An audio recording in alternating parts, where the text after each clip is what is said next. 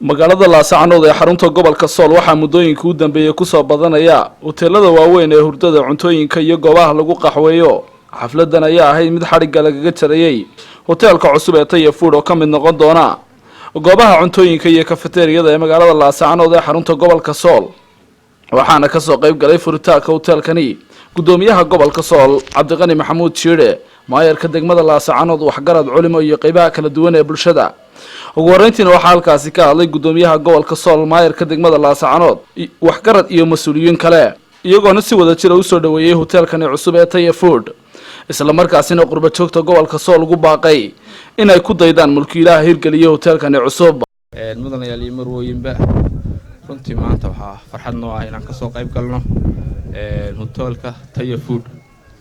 saynu horeba u sheegnay magaalada Laascaanood gobolka Sool maanta wuxuu ku tartamayaa horumarkii sanadkan 2019 waxaynu u qaadanay sanadkii nabadgelyada, horumarka iyo horsocodka.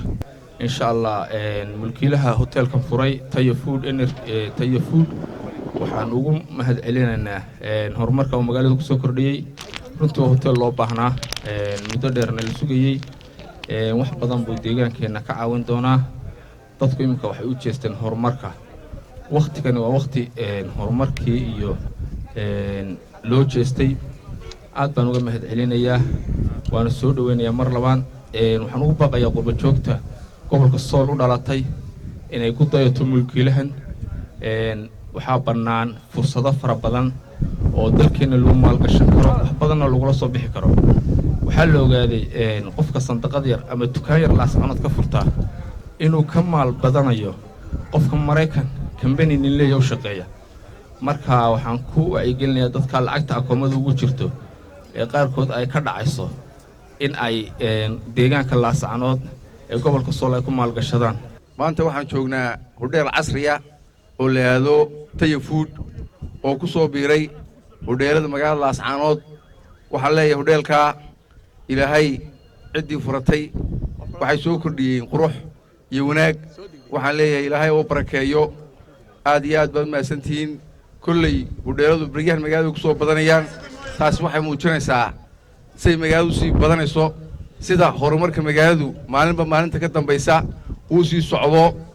dadka kale ee muxuu ahaa waxaystana waxaan leeyahay meheradu way iscamiraaye magaaladeena wax kasta ama ganacsi kasta waa inaad ka furtaan. runtii farxad weyn bay tahay maanta inaan ka soo qayb galo xarig jarka ama furitaanka hoteelkan cusub ee laga furay Laascaanood. waa arrin aad u muhiim ah, waa arrin lagu farxo.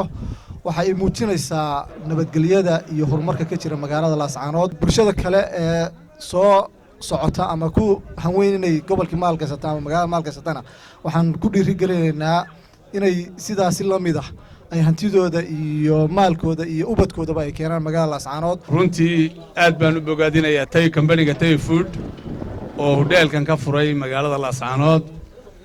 meelo badanna oo Soomaaliland ku leh meherado kale oo kala duwan oo berbera qayb ka ah halkana ka furay hoteelkan.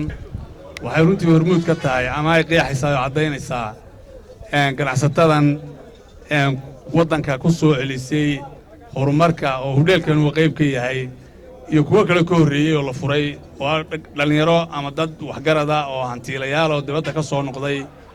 waxay cadaynaysaa in meeshanu ay ammaan tahay. waxay cadaynaysaa in dadkii waddankoodii ay aamineen. kuwa maqan ee kale jaalidaha dibadda ama hantida haystay oo qurbaha ku haystana waxaan leenahay ku soo dhiirada oo sidaa uu sheegayay barasaabku hal meherado yaroo ka furan Laascaanood ba waxay dhantaa company weyn oo laga shaqeeyo muxuu ahaayeen oo Europe iyo Mareykan jooga. runtiina xukuumadda Soomaaliland madaxda uu ka yahay Muuse Biixi Cabdi, madaxweynaha jamhuuriyadda Soomaaliland, way dhiirigelinaysaa waana ballan qaaday inay dhiirigeliso ganacsatada iyo cid kasta oo horumar dalka ku soo kordhinaysa. muddooyinka u dambeeyay magaalada Laascaanood ee xarunta gobolka Sool waxaa ku soo badanaya goobaha kafeteriyada, restaurantiyada iyo waliba hoteelada hurdada, iyadoona ay maalgelinayaan qurba joog u dhalatay gobolkan Sool.